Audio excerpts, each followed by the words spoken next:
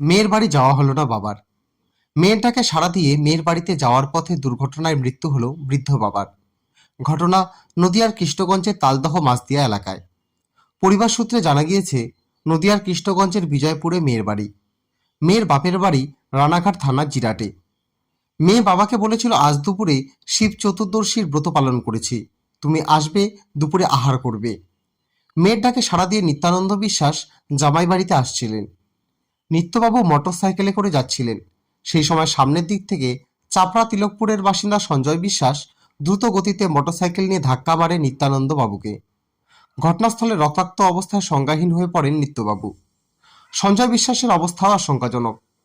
খবর পেয়েই ঘটনাস্থলে পৌঁছায় কৃষ্ণগঞ্জ থানার পুলিশ। পুলিশ এরপর দুজনকেই কৃষ্ণগঞ্জ গ্রামীণ হাসপাতালে নিয়ে আসলে কর্তব্যরত চিকিৎসক নিত্যবাবুকে মৃত বলে ঘোষণা করেন।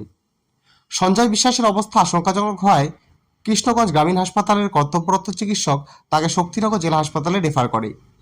মৃত নিত্যানন্দ বিশ্বাস, বয়স 24, বাড়ি রানাঘাট থানার জিরাট এলাকায়।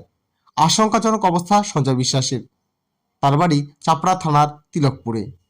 ছেলেটা এমনি মোটরসাইকেল করে এলো বিজয়পুর এলো মেয়ের বাড়ি যাচ্ছিল। আর একটা মোটরসাইকেলে মদ খেয়েছিল, সে নিয়ে প্রথমে ধাক্কা মারার ভাবে জায়গায় দিয়ে দেবে। এর নাম কি? এনার নাম হচ্ছে নিতাই বিশ্বাস, বাড়ি? রানাঘাট দিয়েছে। আপনার নাম?